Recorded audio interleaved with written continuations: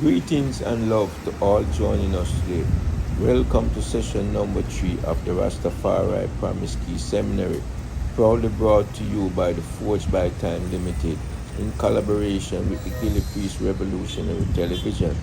This seminary is dedicated to enlightening minds, uplifting spirits, and empowering communities through the teachings and principles of Rastafari. Today we dive into a crucial topic that shapes our lives and guides our choice: critical thinking. As Rastafari, critical thinking is not just a tool, it is a pathway to liberation, understanding, and truth. It empowers us to question, analyze, and transform the system and ideas that surround us, ensuring we remain true to our purpose and principle. So prepare to expand your perspective and deepen your reasoning as we embark on this transformative session. Let the reasoning begin.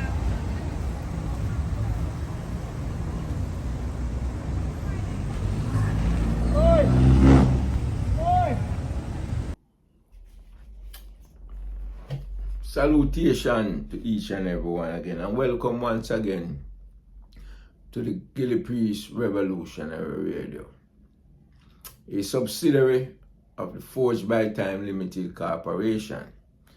And today we are going to deal with the third installment of the Rastafari Promise Key Seminary, the third session. And today we are going to basically delve into what is termed critical thinking. And before I get into that, I just want to cover certain basic things that basically took place since the last session. You may have noticed that since the second session of the Rastafari Promise Key Seminary, I have put out a few programs that are separate and distinct from the Rastafari Promise Key Seminary in terms of academic progression forward. And for those who have never experienced tertiary academic setting, what you find when you go to colleges and university is that as the semester progresses with the syllabus that is to be presented in any particular semester, these semesters are at times interspersed with guest lectures, where they bring in individual who comes in and lecture, not necessarily on the topic being taught for that semester, but they may come in and lecture on something that you may find relevant to the semester, or something that can make you more informed as an individual in going forward, in shaping your mind, in developing ideas, in understanding philosophical perspective, whatever the special lectures may come in. So you may notice since I did session number 2 of the Rastafari Promise Key Seminary,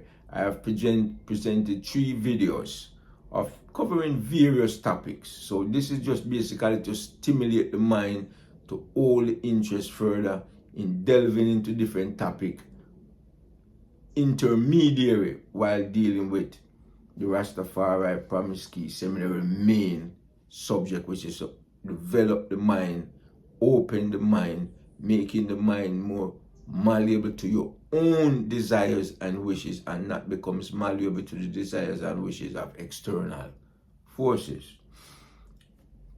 Now, since the last session number 2, I really wanted to go out and conduct some of the Rastafari Promise Key Seminary out in the world, not sitting in a classroom setting and dealing with it. So I had decided that I was going to go out for a 30-day venture, just travel across Jamaica, conduct some of these sessions, reasoning sessions, some of these classes while moving across Jamaica. And my intention was not to move across Jamaica like jumping from one town to the next, staying at a hotel, going to a park. I didn't want it to be of that formal, calculated setting. My basic intention was to go out on the street, work for my food and shelter, just enough so I could move to the next town, walk to the next town when it is possible, interact with the people, a whole different set of life experience, which we could basically classify it as going out on a more adventurous leaving myself to chance and fate. Just let that power and force that you encounter every day in the street, people, move you. So I decided to start out at a place by the name of Buff Bay in Portland. Why Buff Bay in Portland? I decided to start because I needed to conduct some business in a little village before you reach Buff Bay by the name of Artil. After conducting that business, my intention was to go to Buff Bay, travel to a place named, I can never remember that place. It's a little town above Tranquility. By going up Charlestown, passing the Maroon, town of Charlestown, going to Tranquility, and I think the name of it was Cool Breeze, or something similar to that. I will get the name at that further time. And I went up there, and I met with my brethren, Cutty, who I knew for years in New York, and we had a good little time together. Then I was dropped off in Buff Bay. Then I took a public transportation from Buff Bay to Port Antonio. So my journey was to really begin in Port Antonio. So I arrived in Port Antonio at about 4 o'clock in the evening this past Sunday. This past Sunday would have been either the 12th or the 13th of January. And upon arrival at in Port Antonio, I sought excuse me, transportation to take me to Moorestown. Now, why Moortown? Moortown is the Maroon village settlement, whichever reference you are more comfortable with, from where my grandmother is from. Her name was Agatha Smart. And I decided, ever since growing up, I've always heard about my grandmother from Maroon Town. She is a Maroon. I don't know if she actually classified herself as a Maroon, even though she was born and raised, and her descendants would have been classified by the state and by the people of Maroon Town as being a Maroon. Therefore, within that context, I am considered as a descendant of the Maroon. But I do not, to be all honesty, I do not buy into that terminology. I do not use that appellage to identify myself. I am not comfortable with it. I believe it was a foreign imposed name upon a set of people who had over the years applied the different names to themselves. So I'm using the term Maroon just to identify the subject matter and the context in which I speak. Again, I do not use the terminology Maroon to identify myself, because I believe it was a colonially imposed term that for some became accepted. I'm not one of those who are comfortable with that terms. I'm more comfortable with being referred to as a Jamaican. I am more comfortable to be referred to as an African more than I am comfortable being referred to as a Maroon. Okay, so this journey started. Upon arrival in Port Antonio, I saw transportation to go to Moortown, and something happened. Either there was no transportation running from Port Antonio to Moortown at that hours, but I was told by some brethren sitting at the taxi terminus that on Sundays there were no transportation going to Moortown. What I learned later was that they had transportation going to Moortown, but what the brethren on the corner wanted me to do was to charter a vehicle. So if I had chartered a vehicle to go to Moortown, I would have to pay something like $2,000 to be transported from Port Antonio to Moortown. Whereas if I had taken a taxi, a communal transportation, I would have paid $350. So I decided, well, you know what? Not that I did not have the $2,000 to charter a vehicle to take me from Port Antonio to Moortown. I decided, you know what? I'm going to be real adventurous today. I'm going to remain in Port Antonio, and I'm going to sleep on the street and see what is it like, because I've always had this idea or this compunction to spend a night literally sleeping on the street. I'm not talking about moving around on the street for the entire night, going from clubs or going into places. No, I want to literally say I'm going to sleep on the street. So I decided that I was going to sleep in the center of the town. Why the center of the town? Because I believe by being in the center of the town, I would have been better secure, that there would be some type of nightlife taking place in the center of Port Antonio. And that is close across the street from the market for those who are familiar with Port Antonio. And at about 9 o'clock, I was sitting on the place. I tried to find a comfortable. I placed my duffel bag behind me to use it like a cushion, like a pillow, whatever. And sometime around 9:30, I was approached by a lady, and she said, "I could see that you are stranded." I guess because I was dressed presentable, not dressed up or dressed over, but just for someone dressed presentable, sitting on the floor, kind of not sitting but reclining on the floor to a certain degree.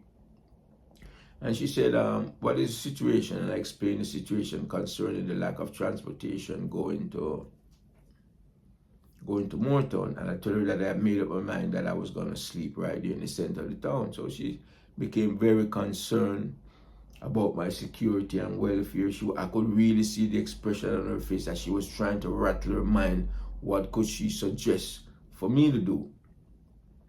But I kept insisting, no, I'm going to sleep. And she said, "Okay, if you insist on sleeping on the street," she suggested that I do not sleep in the center of the town, because she said to me that in the center of the town, though there were nightlife taking place at the time during the conversation, she said at the night, the entire city of the town gets abandoned, and your derelicts and robbers and drug addicts takes over the center of the city, and anything could happen once they detect in some way that I may be in possession of any type of valuable property. And I added, my duffel bag was packed, but mainly with clothes and books and electronic implements. And I had a separate shoulder carrying bag, which was nothing but electronic equipments in it, based on my reason for why I was going to up to Moortown. So anyway, she suggested that if you're going to sleep on the street, that I go a few blocks around the corner and go and find a position across from the Port Antonio police station.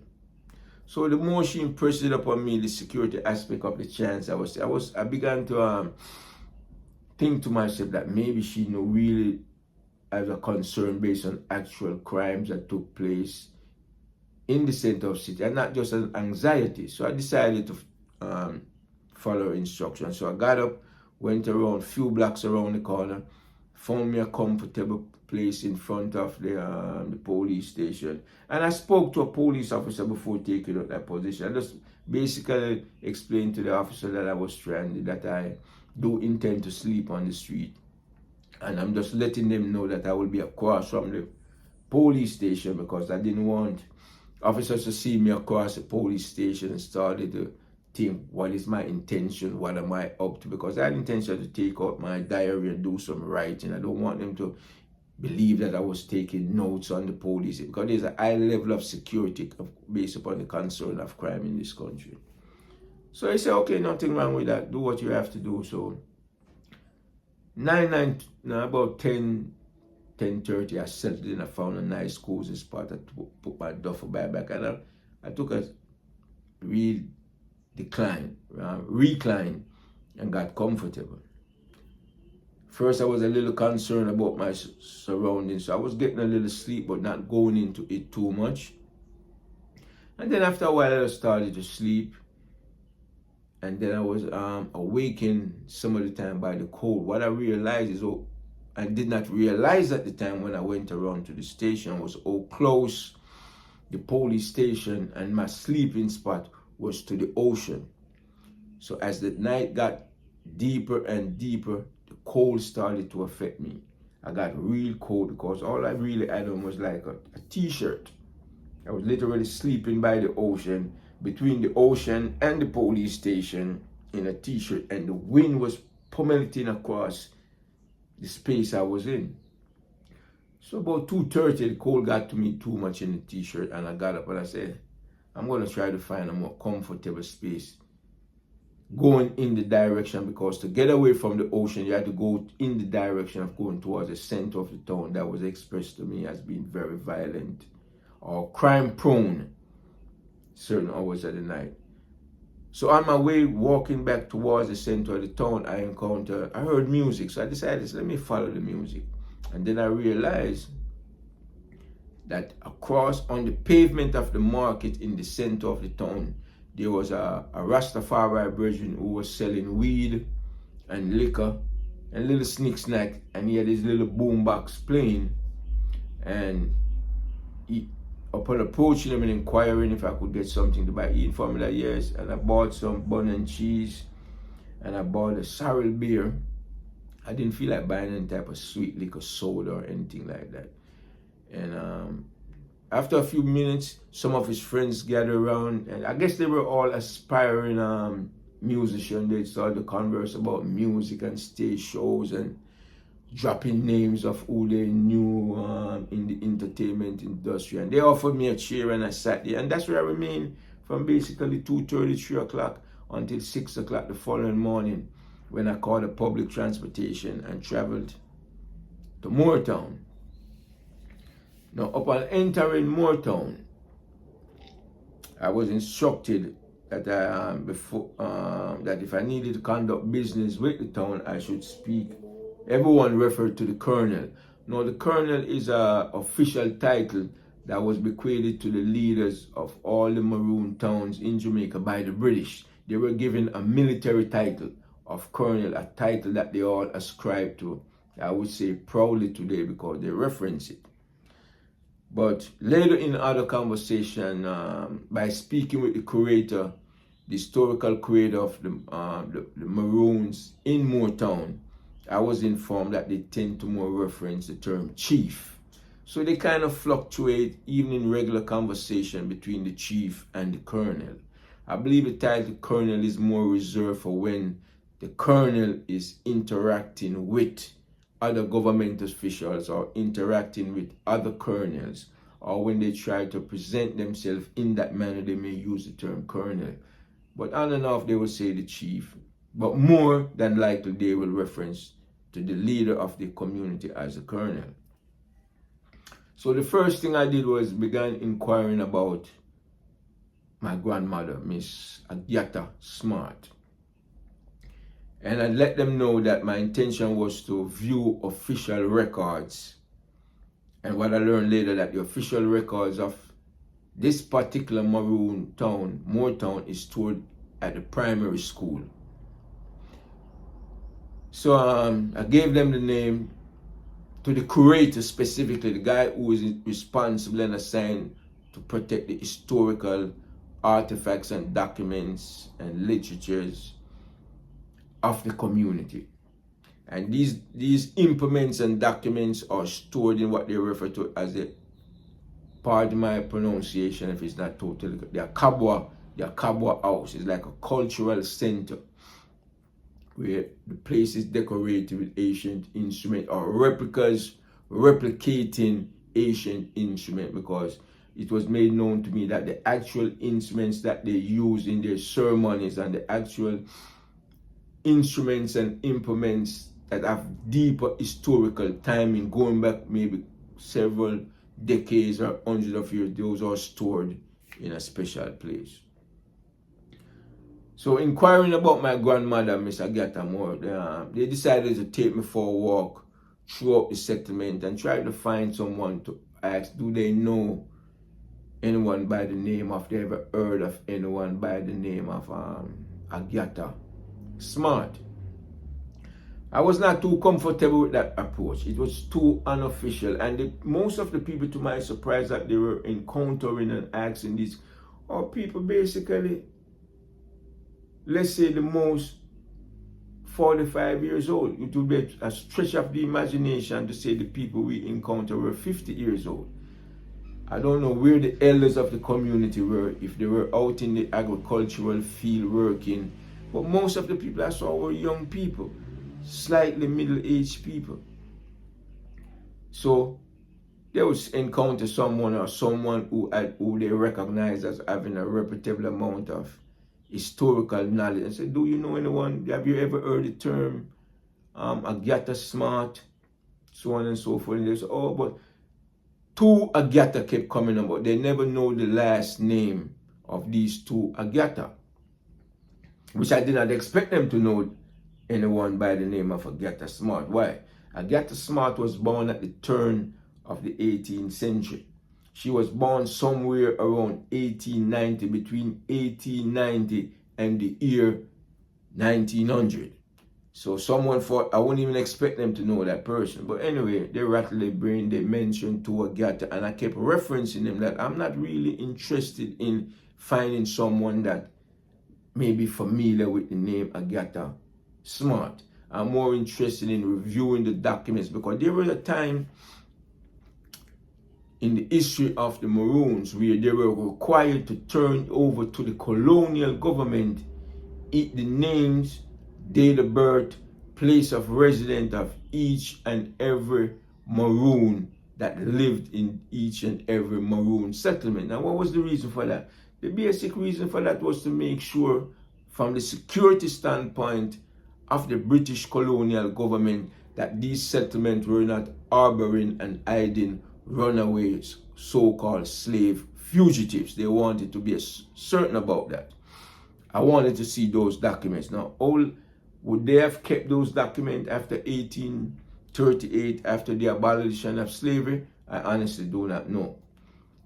But even if those records were no longer kept to be turned over to the British government, I could see where maybe even the British colonial government, not during the time of slavery, but after 1838, I could see where the colonial government may have desired them to continue, or even on their own, proclivity of the Maroons, they may have continued with the tradition of keeping records. So maybe they have kept some type of records of names of their resident from 1838 to up to whatever period, and most fortunately, if they would have taken it, say, up to 1962 when Jamaica gained its independence. I do not know why, because I was not able to meet with the colonel, because when I went there, the colonel was out. Everyone say that hours is usually in the field, in his agricultural grounds, planting or whatever he does on his plantation. So I did not get to meet with him, but I was able to meet with the curator. So I was very displeased in not being able to view the record. So, but my intention was to stay there maybe that night, find somewhere to sleep in the settlement that night, or if I had to leave, I would leave and then find residence somewhere and come back. Anyway, then a phone call came in, and I heard from my lawyers, because I have lawyers in New York who are presently working on my criminal convictions for which I was convicted, spent decades in prison, and was eventually deported. For the entire duration of my arrest, trial, imprisonment, and now during my deported period, I've always insisted and maintained my innocence. So these lawyers are working upon my case, and based on the phone call, I was informed that it was necessary for them to speak with me, and in speaking with them, I had to review documents. I had none of the legal documents to me. So by that Monday, I had to cut short what I intended at that time to be at least a 30-day extended adventurous tour to Jamaica. I had to cut it short within a day. So that Monday night, which may have been the 13th or the 14th, I returned to Kingston. And that's what basically that period of time consisted of.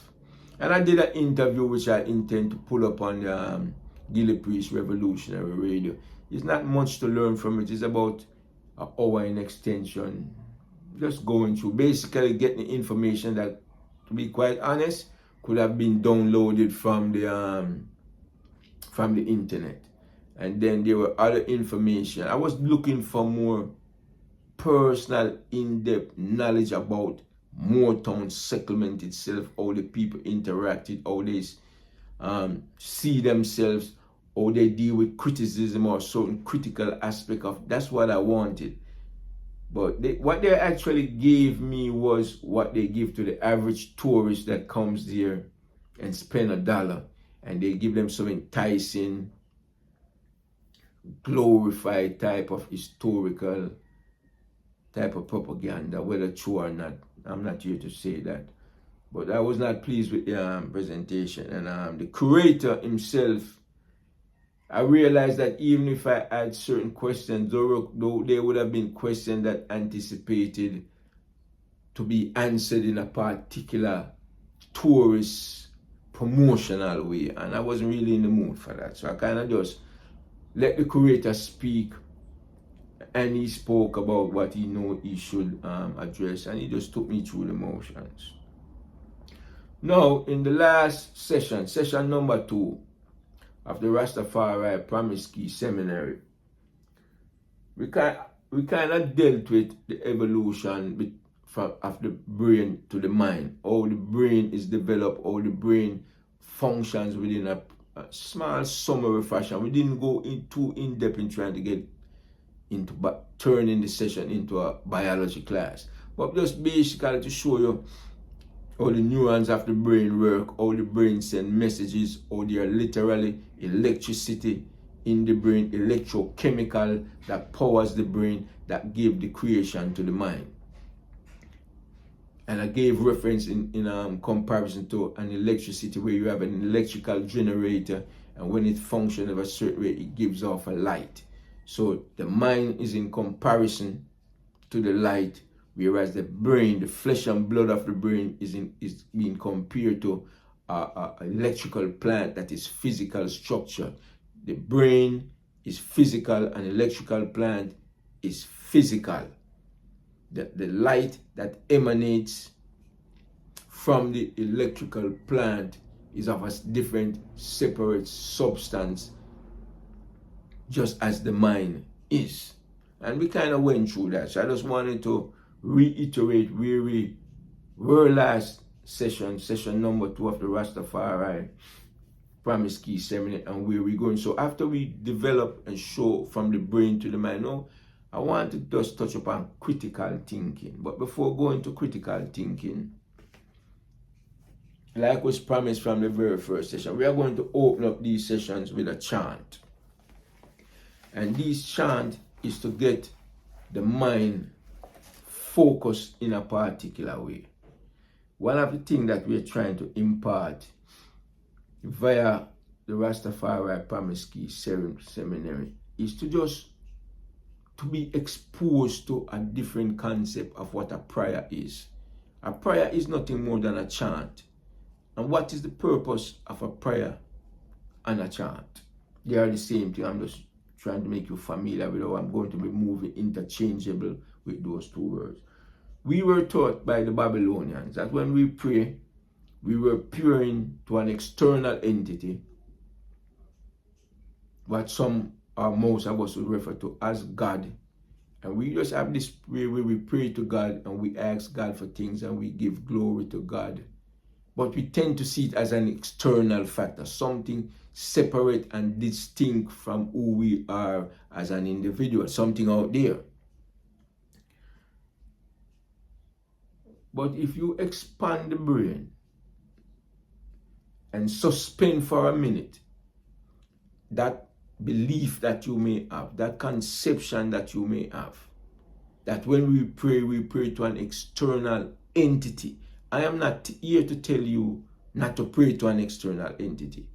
When you are speaking of the evolution of the mind and trying to get control of your own mind, so you can be liberated mentally, where you can emancipate yourself mentally, then you have to be amenable, susceptible to hearing new ideas. You don't have to believe it, but just listening. That is what critical thinking is required for. To listen and engage with new reasoning and new concepts and new ideas, so that you can hold a meds on it and make your own determination how to approach it or how to interact with it. So when we speak of chants and we speak of prayers and we speak of meditation and we speak of all that, we're speaking about the same thing. But for the Rastafari Promise Key Seminary, we're going to expose you to a concept that you may have never been exposed to before. And this concept is a nutshell, is that whenever you engage in prayer, whenever you engage in chant, whenever you engage in holding a meds, whenever you engage in meditation, it is to induce a particular chemical reaction in your body. And in the last reasoning session, I kind of touch upon it, and I gave an example. So like when you go to a party, or you go to a dance, or you go to a bamboo land, or you go hold up a zinc fence, whatever your mode of entertainment may be, you must have experienced where certain songs induce a particular feeling, a certain sound, even in your daily moving about, can induce a particular physical and emotional reaction in you. Let me give you an example. You go to a dance and you go to a party and you're hearing some hardcore revolutionary music. It puts you in a particular state of mind if you're amenable to it. It makes you start think about the conditions you're in. It make you start to think about your desire to rebel. It make you think about to come up from underneath the oppression where you are. It make you feel militant. It make you feel strong. It make you feel prepared and ready for the fight. And you can feel the whole body chemistry changes. Then you go to another extreme now, where you go to a session, you go to a party, whatever, you're hearing love song. And your whole body chemistry change again. You want to hold your partner close to you. You want to get tight. You want to give expression of love, of your feeling to the person you're with. Your whole body chemical change. You can get into another situation where something frightens you, and you feel the ear at the back of your neck stand up. It's all because of chemical change. Whenever a person gets involved, get into a situation where they feel fright, whether they feel to fight, whether they feel to run, you can feel the body changes. That there are literally chemical changes taking place in your entire body structure that gives you those particular feelings. So when we chant, or when you pray, or when you hold a meds, and if you are trying to induce a particular mental, biological, psychological, spiritual state, if you are trying to get a particular emotional feeling to help you deal with a particular situation, then there are particular prayers for that. There are particular chants for that. There's a way of holding a certain meds to induce that particular feeling. But where do we get lost a lot of time in the shuffle? We get lost a lot of time in the shuffle because we induce these chants, these prayers, these meds, and because in our mind we are saying it is towards an external power and force, you make yourself become more helpless by just sitting there now, waiting for that external force to respond to your plea. Think about that. Where are you held the proper meds that I am going to give a prayer, I am going to give a chant, I am going to give a meds. So my body structure, where all answers lay, can feel empowered and be empowered to deal with my situation. You would have been better off. Let me give you an example. You ever venture into a spot where, say you're walking up the street and you look up the street and you see some eyeglass sitting on the corner, and you know that these eyeglass, they tend to interfere with people passing by, whether through making smart statements, or they may try to accost you, may try to beg you, may try to engage you in a way that is undesirable to you. You have no desire to be engaged by that wayward crowd that you see up the street, right?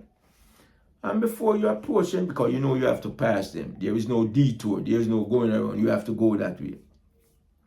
What do we tend to do when we have to go that way? You know what we tend to do? We tend to steal our posture. We tend to tell ourselves, I'm not going to induce fear within me. I'm going to hold my head straight. I'm going to walk by.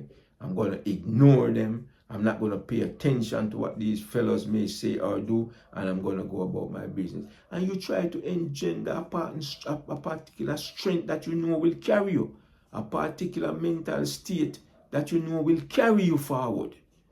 It's the same thing with any other encounter in life. Your aim and objectives is to strengthen your own constitution to deal with it, and not to be looking to external entities as the colonial had beaten into us for over 400 years. So what we do over 400 years based upon these false indoctrination, we neglect the strength that lays within our own constitution, look for strength in external forces, and render ourselves therefore vulnerable to the forces and powers that seeks to oppress us both internally and externally. So when we in the Rastafari Promise Key Seminary speak about chants, we are not speaking about appealing to any external force and any external entity. We are speaking about giving chants and praises so that we can re-regulate our electrochemical body constitution, so those chemicals may induce a strengthened mental state, so that we can be better equipped and more ready to deal with whatever forces and protagonists we are going up against.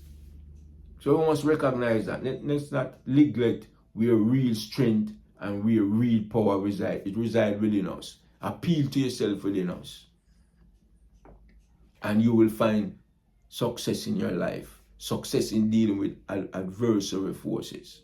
So we're going to just deal with the chants, and after we deal with the chants, these chants is to help us get into a state of mind to better engage the reasoning surrounding and concerning critical thinking.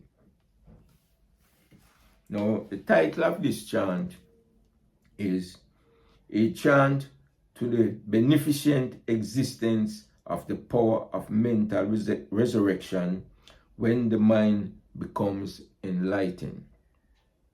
So what we are doing here, we're giving a chant to an awakened mind, to an empowered mind. That is what we're going to give the chant to. That is what we're going to give the praises to. What we are trying to come with this new faculty of Rastafari is for us to come into a better and a more fuller understanding of the power of the mind. It is the most powerful entity within existence. And each and every one of us as an individual is this global mind, this universal mind. It is yours, it is yours, it is yours. Engage it. It is you yourself. Engaging the mind is engaging yourself. So that is what this chant is going out to. Because we're going to deal with critical thinking. Title again. A chant to the beneficent existence of the power of mental resurrection when the mind becomes enlightened. A chant of praise to the beneficent existence of the power of resurrection, the great mind who dwelleth in the tabernacle of the mind, the King of eternity, the Lord of everlastingness, who traverseth millions of years in this existence. So this is telling us that the mind, it is the King of eternity. The mind is what has eternity. The mind is that which exists forever. The mind is that power that encompasses intelligence, of which brought forth everything in existence. The power. Now, a lot of time when you say that to brethren and sisters, when you say the mind, the first thing they go to is that mind that emanates from out of their head. That mind that evolve ideas on that individual level that they use every day. But that is not the only and sole encapsulation of what the mind is. The mind is anything that encompasses intelligence. A tree encompasses intelligence. Why? Because that tree is grown a particular way to bring forth a particular fruit. So something is set in a set way that intelligence induces. So everything around us, everything we engage is that one mind, is that we are engaged with this intelligent universal mind from our own particular perspective, because a part of that perspective emanates from our brain. Now, reading forward. Thou art, and keep in mind when we are reading and you hear certain entities, we are referencing the mind. The mind. Thou art the first masculine power of the womb, of the feminine power, of the divine source, of the germ of life. Thou was self-begotten. The mind is self-begotten by the power of the earth, the offspring of the Almighty Creator, the one universal mind, of which we all partake in. The one mind of all existence. Thou art the Lord of sovereignty. The mind is the Lord of all things upon the face of the earth, of all things in the universe, of all things that was ever created, of all things that will be created. It is the mind. The mind. The mind is what we worship. The mind is what we glorify. We are the mind. We are that divine intelligence. Each and every one of us is able to tap into it even before our birth. Thou art he whose enlightened crown is lofty. Thou art the king of the great spiritual human being mind, and man and woman. Thou hast gained possession of the scepter of rule, and the whip, and the rank, and the dignity of thy divine masculine power. You are sovereign by the mere fact that you have a mind, by the mere fact that you are your mind, the mere fact that your mind is of a part of the one universal mind. You are sovereign on the face of this earth. No other human being is better than you. No other human being is more powerful than you. No other human being is more weaker than you, except in how you evolve yourself into your own mind. Thy heart is expanded with joy, O thou who art in the kingdom of the mental inland. Thy offspring of righteousness, truth, and justice is firmly placed on thy throne. Thou hast ascended thy throne as the Lord of the inland, and as the ruler who dwelleth in the tabernacle of the mind. We here at the Rastafari Promise Key Seminary is to impart to you the knowledge of how you, or all of us, should strive to abide it, to live within our mind, to become one with our thoughts and our action, to separate who we are from our flesh and blood, because the flesh and blood only provide clothing to the mind. Thou makest Africa to flourish through truth speaking, in the presence of him who is the Lord of the uttermost limit of the supreme enlightened mind of divine intelligence. Thou drawest on that which has not yet come into being in the name of he who leadeth the earth. Thou governest Africa by righteousness, truth, justice, and love in thy name of the power of resurrection. Not no resurrection about the man dead and gone under the ground, and 3 days later him a go raise, or 10,000 years from now God will come and raise you up. You're dead, you're dead, you're dead. If that's what you believe in. We are talking about resurrecting a mind which died. Resurrecting a mind that was snatched from you, that was snatched from me, that was snatched from us by our enslavers after 400, 500 years, and being induced with information of death which gave them full control of us. We need to resurrect from that dead state of mentality. That is the only resurrection in existence. That is the resurrection we speak of today. Thy power is widespread. Thou art he of whom the fear is great, in the name of the power of the mental resurrection. Whenever a people realize that you are going through the process of mental resurrection, fear become induced within them. They become discombobulated. They become confounded. They become confused when they realize that we have become a people who have set ourselves on the correct path of true resurrection. Thy existence endureth for an infinite number of double 120 years period in thy name of existing Jah, RASTAFARI. Homage to thee, King of kings and Lords of lords and Prince of princes.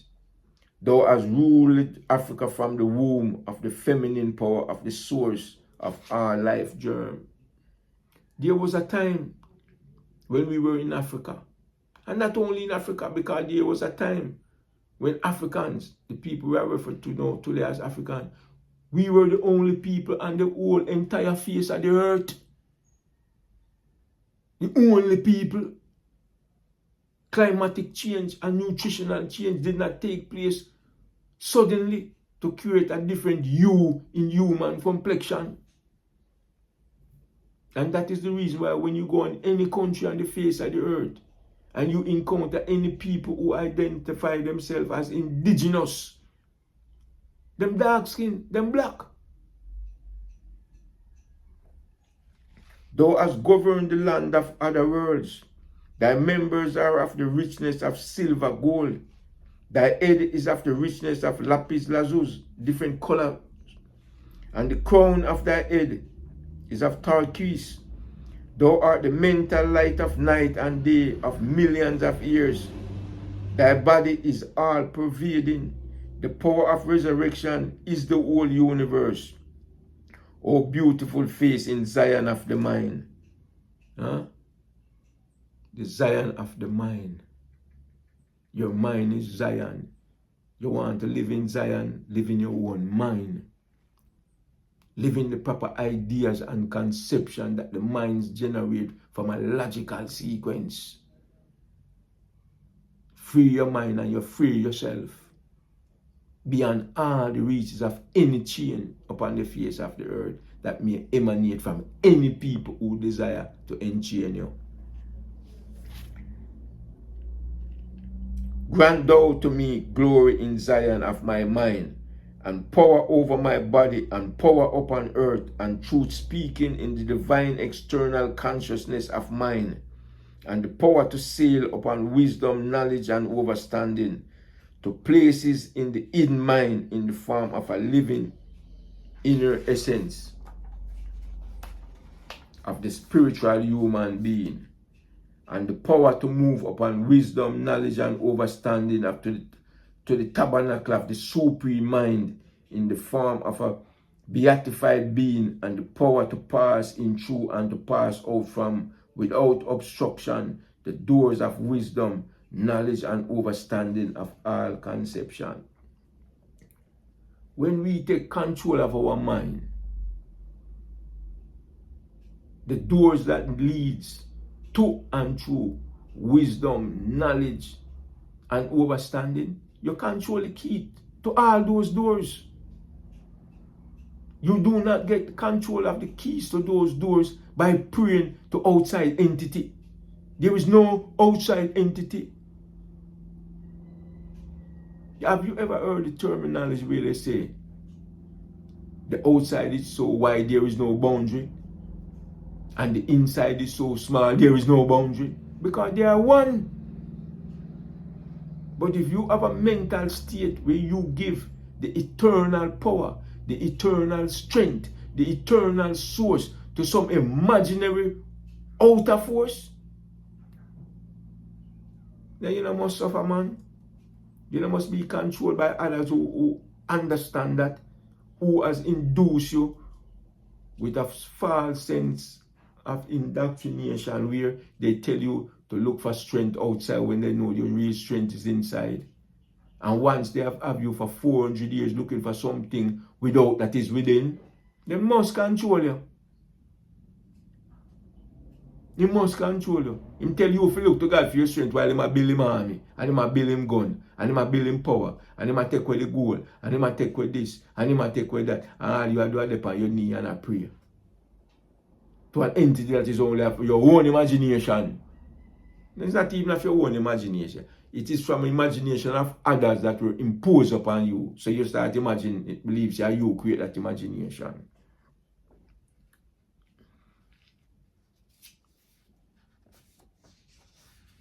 Let there be given unto me the wisdom, knowledge, and understanding in the house of RASTAFARI, and mental food while in the house of struggle, and proprietary offerings in Zion of my mind, and a permanent homestead in righteousness, truth, and justice, with mental food and drink therein, to the double of the supreme power of resurrection of the mind, I offspring of RASTAFARI. That's the chant. I'm going to kind of give a brief summary upon it. And you have the recording of it now, so you can go and study it and make well amends upon it. But well, basically I tell you now, there is one mind in existence where everything in the universe participate upon maybe for some different dimension in the powers of this one mind. This one mind that is in existence, that encompasses all existent, we have access to it. We are part of it. And how do we know that? Because we have a mind of our own. But the mind is not really of our own, you know. The mind is one mind of all of us. It's like, can you imagine a building? Like we say, 7 billion people upon the face of the earth. Imagine a building with 7 billion doors to get into that building. And each door to get into that building is assigned to each a particular individual. Just to give you that imaginary state to see that we all can engage that mind. We all are a part of that mind. It is one mind, just like when you get into the concept of life. There is only one life upon in existence. But different dimensions, different vibrations, different frequencies participate in life through a different manifestation. But it's the same thing with the mind. The mind and the life is one. Life and liberty and the mind is one. They are the entity that cannot die. And we all participate in it. We all, because of different vibration and frequency, get a different portal to enter it. And we enter it by being a part of it. We do not enter it by being separate from it. We enter it by being a part of it. So once we can evolve our thinking capability to see and hold these concepts,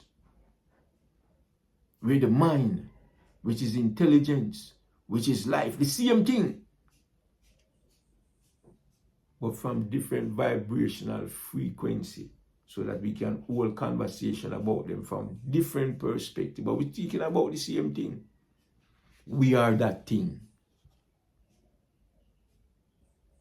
The inside is so small, there is no inside. The outside is so large, there is no borders to it.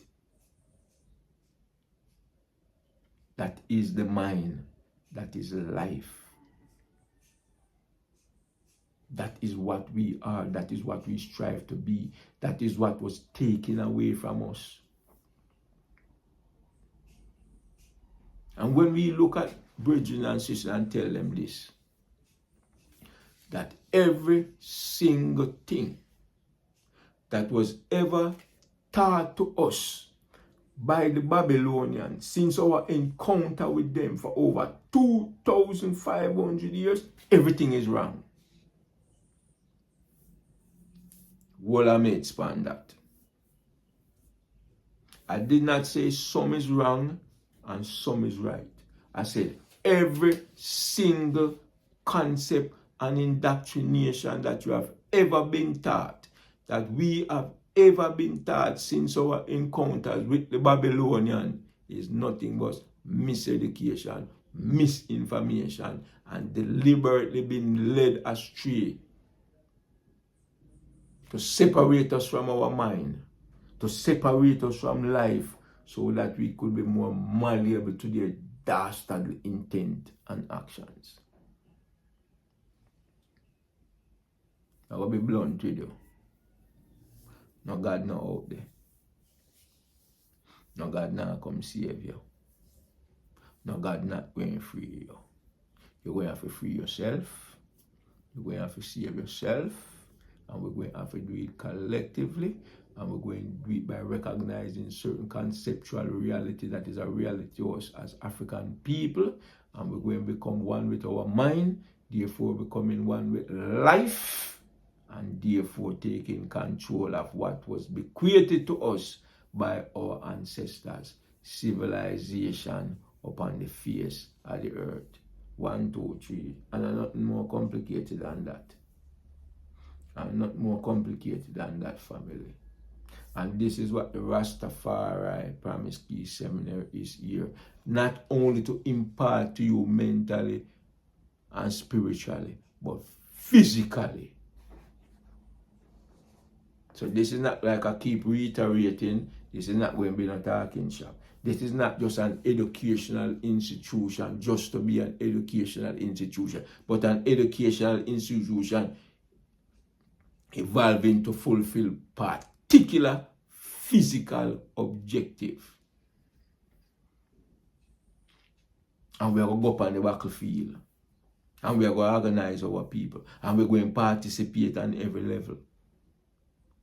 And we're going to create that cadre. We are in the midst of the process of creating that mental cadre now. We're virgins and sisterins. When we evolve to a certain state, we are go out to go look for the battlefield. We are go out to go create the battlefield. We see what going on in the Sahel right now. Man, I go just buy up them things and just fly out. And many other parts. And sometimes, a lot of time, your battlefield is right where you stand. Because it is also part of the one battlefield, the one land of the African oppression.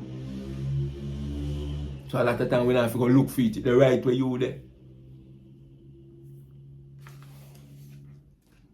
Now we're going to touch on critical thinking. I remember the chants, it come out of the tabernacle of the covenant of Rastafari manifested in the light, royal ancient order of the Rastafari chant.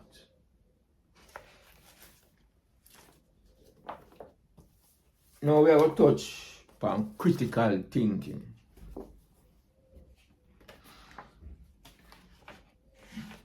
Sad to say, but the term critical thinking and its actual application is very foreign to most of us, sad to say. And why do I say that? A lot of time when we speak of critical thinking, what most people tend to revert to is memory. Memory and critical thinking is two different things. But people tend to confuse them. They don't have the mental state of understanding to separate memory from critical thinking. So a man will trying to regurgitate a particular experience, or a sister will try to regurgitate a particular memory that they had, and them say, boy, let me go think about it. Let me go think about what did really happen. That I'm not thinking. You try to regurgitate memory. You're trying to regurgitate something from the past. Right? Sad to say, for us as a people, maybe the last time we really do some thinking was 2,500 years ago. After that appear memory use. And because we confuse regurgitating memory with going through the process of critical thinking, that is why the agony and the oppression keep evolving in our life. Because our memory only induced that which we had experienced in the past. And since we as a people within the past 200, 500 years has only experienced oppression and exploitation, that is the only thing our memory has ever taken us to. But I read a book one time. I think the name of the book was Bigger Thomas. I think it was written by Richard Wright. I may be wrong. An American author from in the 1940s.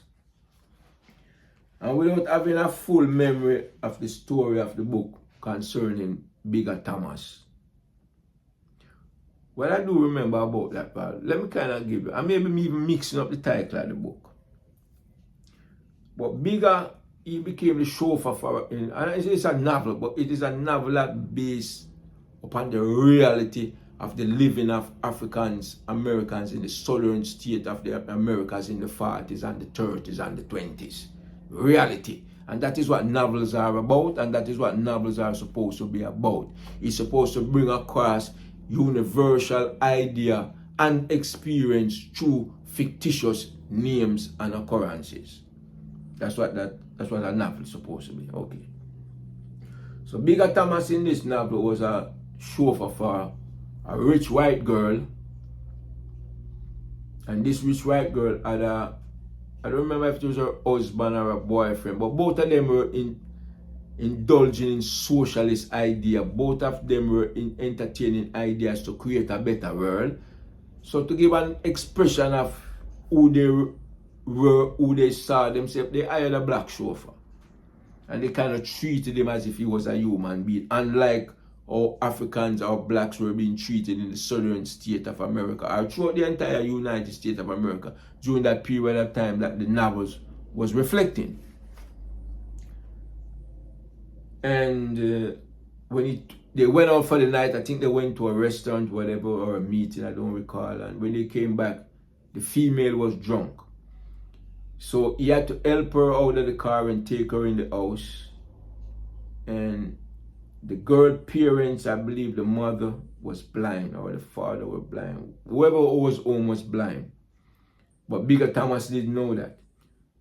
So when he took the white woman into the bedroom to lay her down so he could leave and go home, this blind parent, I believe, came down, but he doesn't know the parent is blind. And because the woman was in a drunken state, she began making noise. So in order to quiet down the noise, he put a pillow over her face and he accidentally killed her. So now Bigger Thomas became a wanted man. But in this novel, Bigger Thomas made a statement. I believe he made it to his girl. One time while the police was in search of him, he went to his girl house or somehow. But Bigger Thomas said, it was only when the police was in search of him to arrest or may have even killed him, that was the first time Bigger Thomas had ever felt and experienced on a euphoric level freedom. In being wanted by the law, that was the first time Bigger Thomas said he has ever felt free in his entire life. Now, well, I may expand that. By Bigger Thomas now being outside of the law, where he know that in the southern state, these police, for him to have allegedly killed a white woman, he was gonna die when they catches him. So now Bigger Thomas realized he now has the power of life and death not only over himself based upon the decision he has to make, but over the protagonist, over the police, over the state, over the society that we're going to come to get him to take his life. He has never felt more freed. He has never felt more powerful than when he found himself outside of society, outside of the law, where he had total control over his own very existence. Now, make we take that scenario then up on a collective level. What if we as African people separate ourselves mentally from all other people upon the face of the earth and take up the mantle of being responsible for our own existence and future? Do you know how empowering that is? Do you know how disempowering it is to be living in a society and participating in a society in which you yourself acknowledge that you are powerless, yet you seek salvation from them, yet you seek salvation from their ideas, yet you seek conception from their conceptions? Think about that, man. That is what I mean by you participating in your own exploitation. You are participating in your own debt. You get up every day and you go look at job and seek employment so them can pay you a salary, so you can survive, so you can take care of your kids, so you can take care of your wife, so you can take care of your husband, so you can build a roof over your head. So all of your existence is controlled by external forces that you know mean you know good. Now let's bring that reasoning a little closer to critical thinking. We all engross ourselves within their educational institution. They educate us. They educate our children. They educate the past. They educate the future. Ask yourself a critical question. Why do they seek to educate you?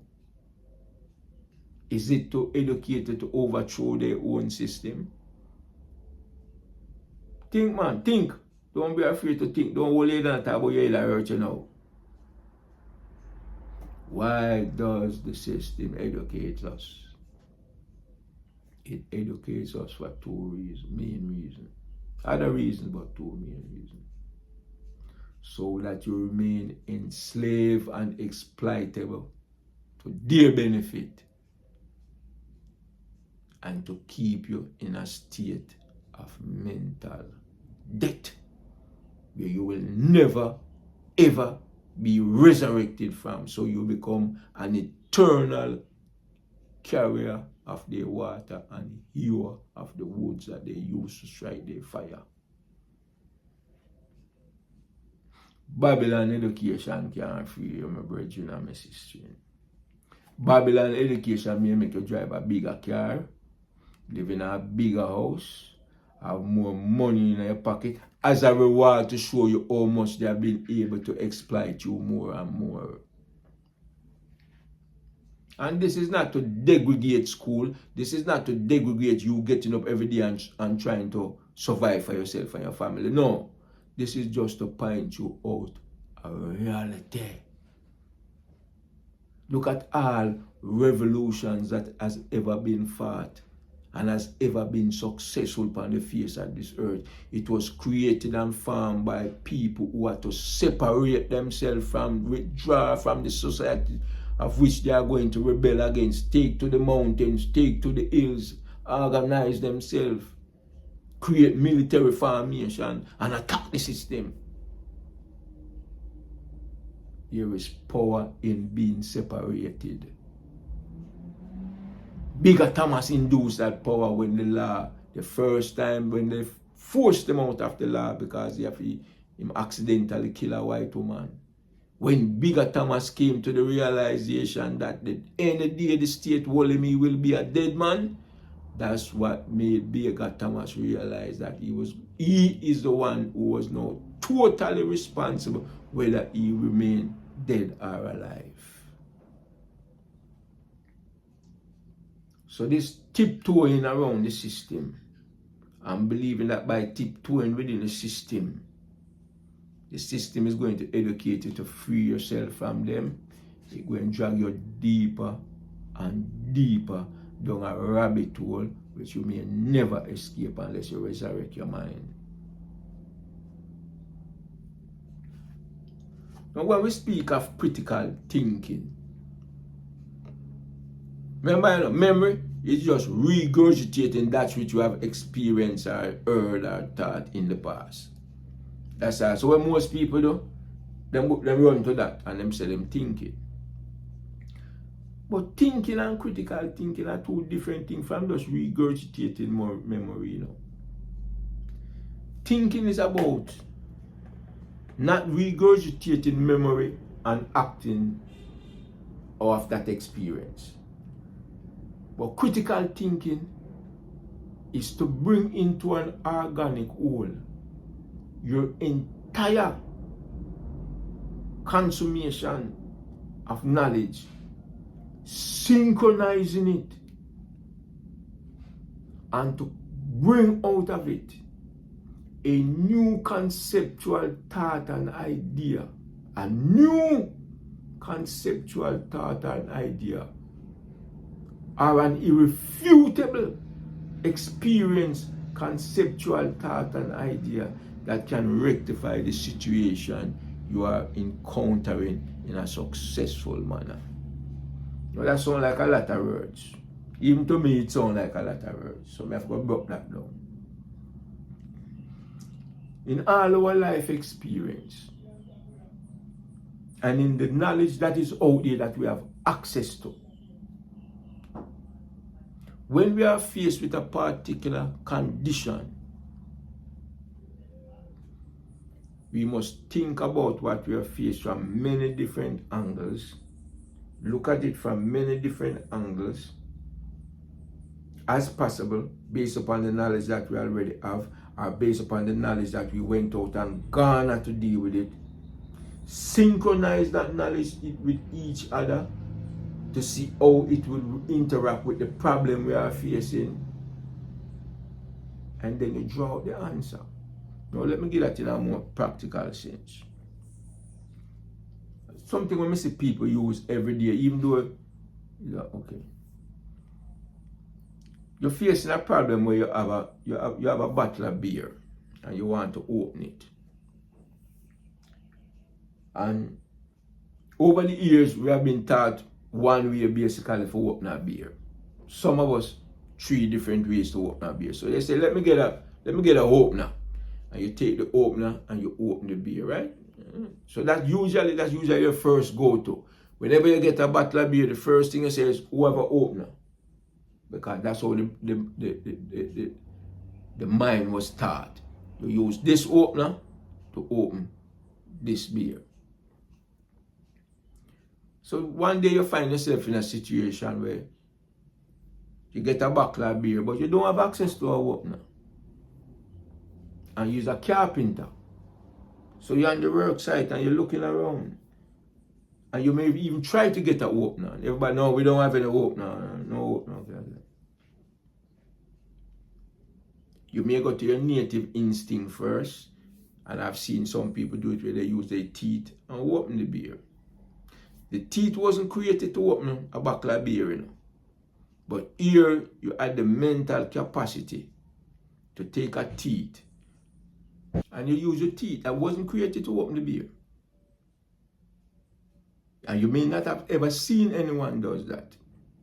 But somehow your mind computes rapidly enough to say, you know what? You made an association between the gripping of the teeth with the food with the gripping of the cover on the bottle. So here you have now, you take one set of thought, which is the teeth is the true food, and you're going to apply that in a new way to open a bottle of beer. You're taking one set of knowledge that was not created to open a bottle of beer, and you had the conceptual brain power to say, you know what, I'm going to transfer this knowledge this knowledge that was taught to me in this particular way, and I'm going to employ it in this way. That is a demonstration of critical thinking. Transference of ideas and conceptual forms from one set of usage to another usage. So you learn certain things in certain particular way.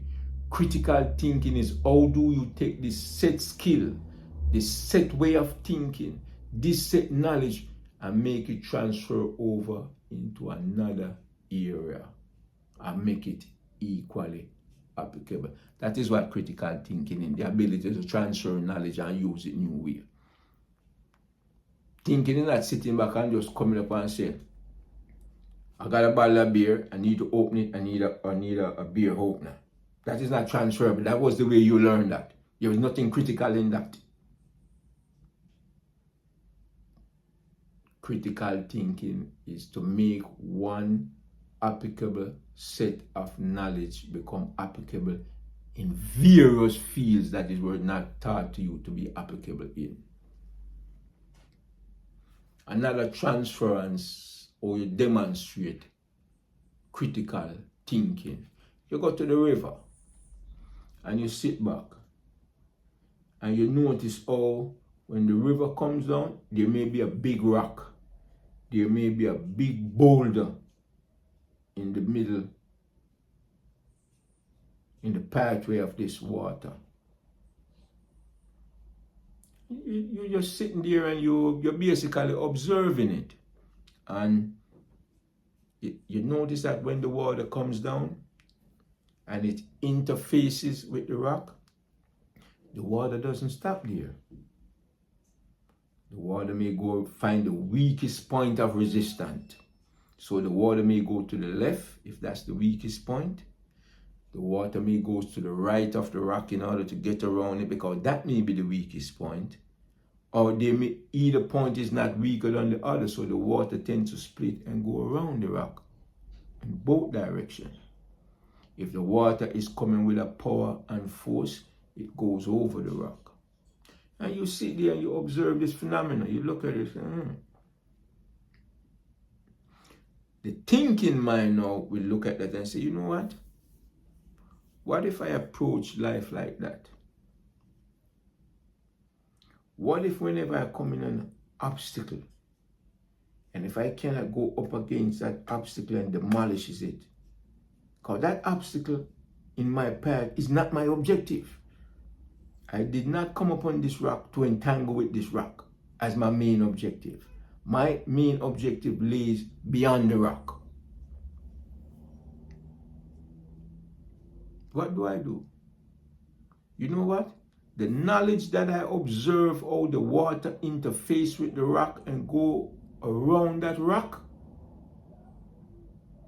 I'm going to take that knowledge and transfer it over into my life. So when I encounter obstacles or encounter enemies or encounter protagonists, I'm going to find the weakest point of resistance of that individual or that problem or that issue, and I'm going to go around it. Or I'm going to go over it. That is what you call the transference of knowledge. That is what you call critical thinking. Now, if you want to take it to a deeper level of what critical thinking is, it is the ability to look at an issue, revert to 10 different ways of how you learn to do 10 different things in 10 different situations, and find the best one. Even though all 10 can work against this particular issue, it will not give you the same outcome. So it is the ability to take these 10 examples that you have that can deal with this instant situation, sieve out and decipher out which one of those 10 will give you the most perfect outcome that you want in this situation, and you transfer that. That is what critical thinking is. It's not more complicated than that. Nothing more complicated than that, brethren and sisters. is about the transference of knowledge and experience to deal with an immediate situation. That's what critical thinking is. So, take that as a foundational knowledge when you come to that. So we are here now, we're speaking of the resurrection of the mind, because based upon our experience and what we've been through in this particular dispensation, 500 years, in the overall dispensation, we are in this situation where we find ourselves for 2,500 years. And this is what we have to deal with in critical thinking. The ability to sit back, reflect upon, by analyzing the situation we are in, we reflect upon past experience and knowledge, similarity between other different situations, not the exact particular situation. Knowledge that we gain that can deal with this situation. Then you go through the process of transferring that knowledge, inducing new concepts and ideas of how to make that knowledge applicable. And that is why today you're finding most advanced society, you have what they call think tanks, These are people who just sit back and think. And we're not talking about drawing up a memory, but think in how to transfer knowledge, wisdom, and understanding that were taught to them in one particular way, how to take that knowledge and make it applicable in a brand new way.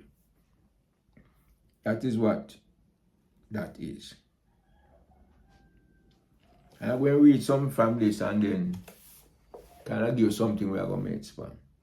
And this title here for this is The Phoenix. Because we're talking about the resurrection. How to resurrect a dead mind. Because that is the only way a man or a life or a human being will experience something we call death. The only death upon the face of this earth is a human being that loses control over their own mind. That's the only death. That's the only thing named death.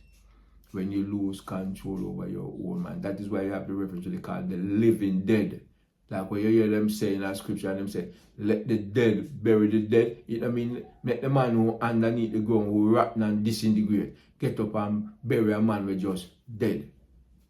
It means let those who have no control of their mind deal with others who have no control of their own mind. We have no time for them. The whole of them dead. Let the dead engage the dead. Let the dead bury the dead. Let them dead and teach each other nothing but dead concepts of existence. So, until next time, I was going to read a part of the Phoenix now, but being time constrained now, when I come, we're going to get into the beginning. Now that we have because when I go back to the first session, we were introduced to the Rastafari Promise Key Seminary. The second session, we dealt with the evolution of the mind from the brain. This third session here, it kind of dealt with, in a way, what we reference, critical thinking and the resurrection of the mind. The next section, we are going to start the resurrection of the mind. So until then, brethren and sisters, subscribers and listeners and well-wishers and everything, one God, one aim, one destiny, one God, one mind. One God, one mind. Don't care when you ever talk about one God, you're gone out there, so we Babylon chain you and drag you out there and talk about something out there. So when we say one God, one mind, one way of thinking, one evolution, one messianic mind, one aim, moving forward, one destiny, the glory of Africa, and anywhere we place our feet upon the face of the earth. Peace, love, and unity, manners, respect.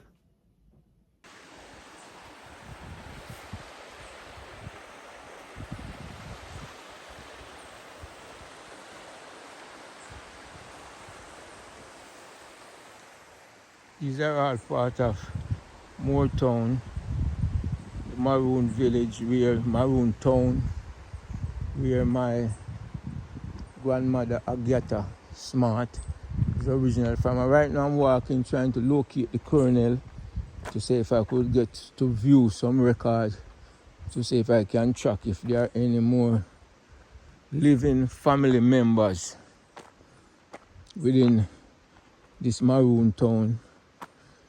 You know, I traveled a great distance from last night from Kingston. Then when I reached Port Antonio, which is the capital of the parish of Portland, I was unable to get any transportation to take me up to the Maroon town of Moortown.